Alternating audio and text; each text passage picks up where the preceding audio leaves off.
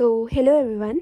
तो आज हम एक और स्केड्यूलिंग टेक्निक देखेंगे, that is the shortest job first. इससे पहले हमने FCFS देखा था, फर्स्ट कम फर्स्ट सर्व, जिसमें जो भी प्रोसेस का अराइवल टाइम पहले था वो पहले CPU को स्केड्यूल किया जा रहा था। और उसी में हमने एक CPU आइडल और CPU की यूटिलाइजेशन वाला भी केस देखा था, प्लस कॉन्वो इफेक्ट भी डिस्कस किया था। अब जो नेक्स्ट है that is the shortest job first.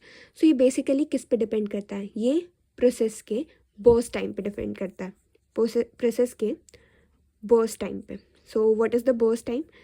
Total कितना टाइम CPU को लग रहा है एक पर्टिकुलर प्रोसेस को एग्जीक्यूट करवाने में, एक पर्टिकुलर प्रोसेस को प्रोसेस्ड करवाने में, तो उसे हम लोग बर्स्ट टाइम कहते हैं। मतलब जिस भी प्रोसेस का बर्स्ट टाइम कम होगा वो पहले स्केड्यूल किया जाएगा to the CPU as compare to जिसका कम होगा। तो अगर हम लोग डेफिनेशन देखें, so out of all available waiting processes it selects the process with smallest burst time to execute next. And second most important thing कि ये एक नॉन प्रीएम्प्टिव स्केड्यूलिंग टेक्निक है। नॉन प्रीएम्प्टिव से क्या मतलब है कि जब भी कोई प्रोसेस हमारा CPU के अंदर जा चुका है तो हम फोर्सफुली उसे बाहर नहीं निकाल सकते। मतलब अगर कोई पर्टिकुलर प्रोसेस CPU के अंदर गया है तो वो अपना पूरा एग्जीक्यूशन करके ही उसमें से बाहर आ सकता है। तो हम लोग एक क्वेश्चन सॉल्व करते हैं जिससे कि मोर क्लैरिटी आएगी। तो हमारे पास यहाँ पे 5 प्रोसेसेस हैं, that is P1, P2, P3, P4 and P5, जिनके अराइवल टाइम और बर्स्ट टाइम हमारे पास ऑलरेडी है। सो स्टार्ट करते हैं। तो पता है हमें 0 इंटरवल से सब कुछ स्टार्ट होता है। तो 0 पे देखा, 0 इंटरवल पे कोई भी प्रोसेस हमारा रेडी क्यू में आ चुका है, तो यहाँ पे दिखा है येस P4 हमारा रेडी क्यू में है। तो ऑब्वियसली हम लोग P4 को स्केड्यूल कर देंगे इनसाइड द CPU। तो हमने P4 डाला और P4 का बर्स्ट टाइम कितना है 6, तो यहाँ पे वैल्यू क्या हो जाएगी 6।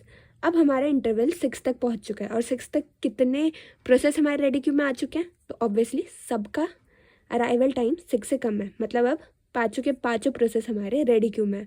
तो हम लोग अब लगाएंगे ये वाला कॉन्सेप्ट, मतलब जिसका बर्स्ट टाइम सबसे कम होगा वो आएगा नेक्स्ट प्रोसेस।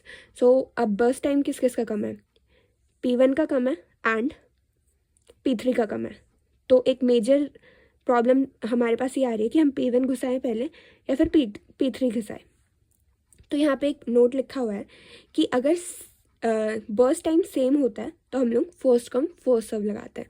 तो इन दोनों में से फर्स्ट कौन आया है? ऑब्वियसली इसका अराइवल टाइम 2 है, तो सबसे पहले हम लोग P1 को कंसिडर करेंगे, then we will consider P3।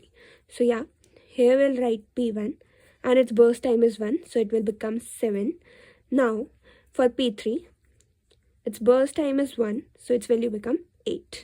Now next we'll consider P5, क्योंकि P5 और P2 में से burst time P5 का कम है, 3 है।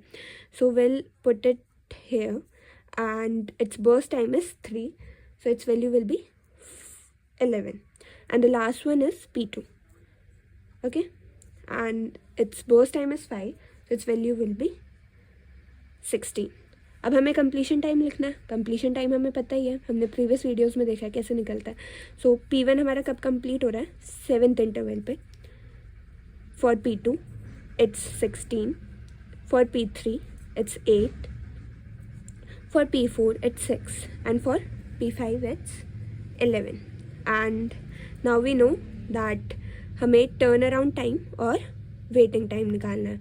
तो टर्न अराउंड टाइम जब हम लोग निकालेंगे तो इसकी वैल्यू हमारी हो जाएगी 5, 15, 4, 6 एंड 9, ओके। और अगर हम लोग वेटिंग टाइम की बात करें तो वेटिंग टाइम की वैल्यूज़ कितनी हो जाएगी हमारी? 4, 10, 3, 0 एंड 6। आई होप आप लोगों को टर्न अराउंड टाइम और वेटिंग टाइम का फॉर्मूला पता होगा, क्योंकि हमने प्रीवियसली कवर कर लिया था। तो टर्न अराउंड टाइम हमने कैसे निकाला है? Completion time minus arrival time से, मतलब 7 - 2 that is 5, 16 - 1 that is 15, 8 - 4 is 4, 6 - 0 is 6, 11 - 2 is 9, and the waiting time is turn around time minus burst time. So turn around time is 5, burst time is 1, 4, 15 - 5 that is 10, 4 minus 1 that is 3, 6 minus 6 that is 0, and 9 minus 3 that is 6. Now we have to find the average turnaround time. इन सब का addition होगा and then it will be divided by 5. So इसका value कितना होगा हमारा, if will calculate, it will be 39/5 that is 7.8. And for average waiting time अगर हम कैलकुलेट करेंगे so it will be 23/5 that is 4.6.